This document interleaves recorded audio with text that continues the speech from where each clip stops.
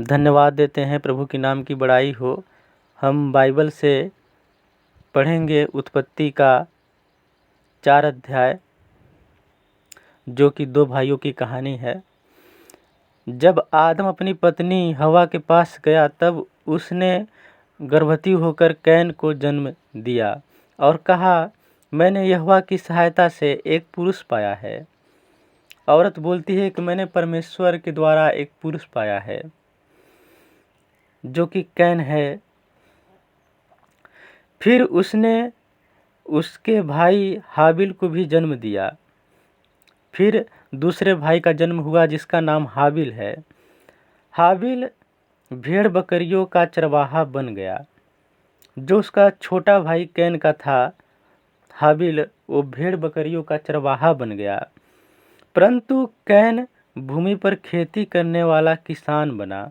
जो बड़ा भाई था वो किसान बन गया, जो कि भूमि पे खेती बाड़ी करता था।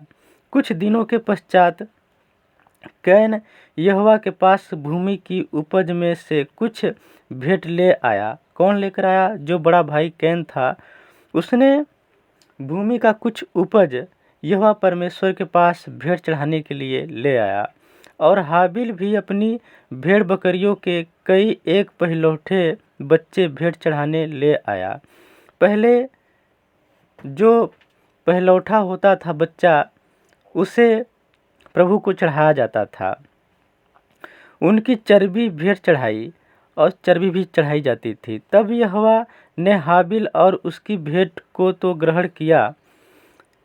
हाबिल के जो छोटा बच्चा था उसका भेंट प्रभु ने ग्रहण कर लिया, परंतु कैन और उसकी भेंट को उसने ग्रहण न किया।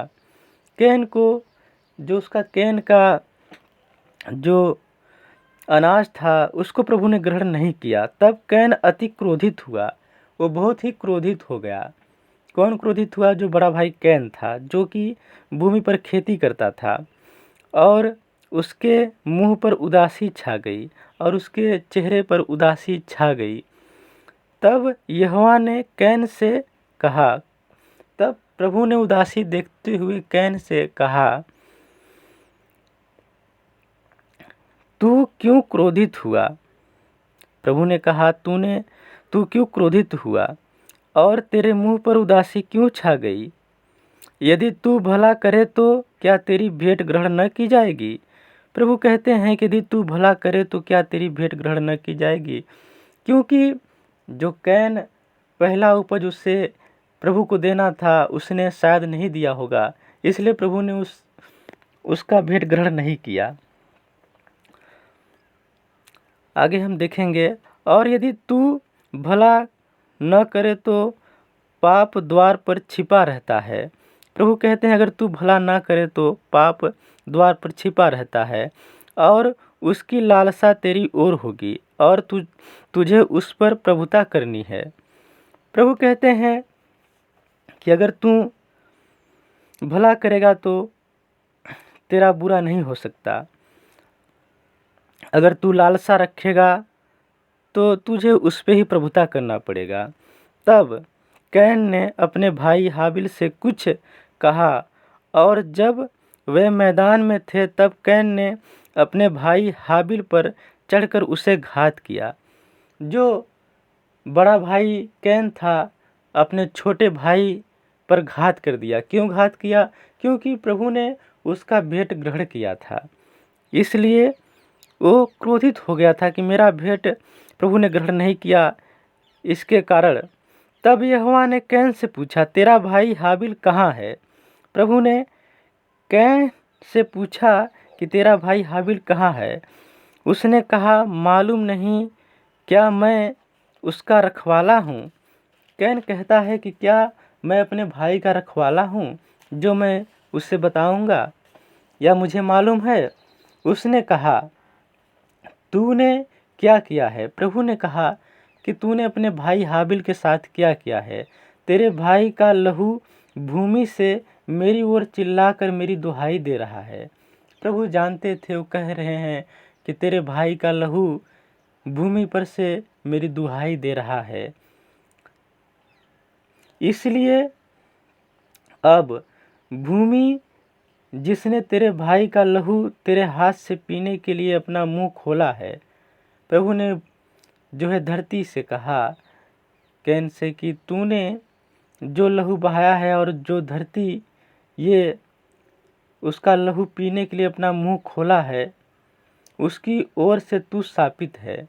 किसको प्रभु ने श्राप दिया? कैन को, कि तू उसकी ओर से शापित है। किसकी ओर से? धरती की भी ओर से तू शापित है। चाहे तू भूमि पर खेती करे तो भी उसकी पूरी उपज फिर तुझे न मिलेगा। प्रभु कहते हैं कैन को, अगर तू खेती करता है तो भी तुझे उसकी पूरी उपज नहीं मिलेगा, और तू पृथ्वी पर भटकने वाला और भगोड़ा होगा। मतलब कहते हैं तू पृथ्वी पर दर दर भटकता रहेगा। कौन भटकता रहेगा? कैन भटकता रहेगा। प्रभु जी कहते हैं कि तू भगोड़ा हो जाएगा। मतलब कि जैसे एक पागल व्यक्ति हो जाता है, इधर उधर भटकने लगता है, दौड़ने लगता है, वैसे ही प्रभु ने उसे श्राप दे दिया। तब कैन ने यहोवा से कहा, मेरा दंड सहने से बाहर है। कौन कहा? कैन। कैन ने कहा कि मेरा दंड जो है ये सहने से बाहर है। देख, तूने आज के दिन मुझे भूमि पर से निकाला है। कैन कहता है कि तू प्रभु आज के दिन मुझे भूमि से निकाला है और मैं तेरी दृष्टि की आड़ में रहूँगा। और प्रभु से वो कहता है कि प्रभु मैं तेरी दृष्टि के आड़ में रहूँगा और पृथ्वी पर भटकने वाला और भगोड़ा रहूँगा। क्या कहते हैं कि तू मुझे देखेगा कि मैं पृथ्वी पर भटकने वाला और भगोड़ा रहूँगा, और जो कोई मुझे पाएगा मुझे घात करेगा। और वो कहता है कैन कि अगर मैं कहीं इधर उधर जाता हूँ तो मुझे जो कोई पाएगा मुझ पे घात करेगा, मतलब मुझे मार देगा, क्योंकि मैं पृथ्वी पर इधर उधर भटकता रहूँगा तो बहुत सारे लोग मिलेंगे, बहुत सारे जीव जंतु मिलेंगे जो कि हम पे घात करेंगे। इस कारण यहोवा ने उससे कहा, तब परमेश्वर ने उससे कहा, जो कोई कैन को घात करेगा उससे 7 गुना बदला लिया जाएगा। प्रभु कहते हैं अगर कोई कैन को घात करता है तो उससे 7 गुना, मतलब 7 गुना उससे बदला लिया जाएगा। और यहोवा ने कैन के लिए एक चिन्ह ठहराया, ऐसा न हो कि कोई उसे पाकर मार डाले।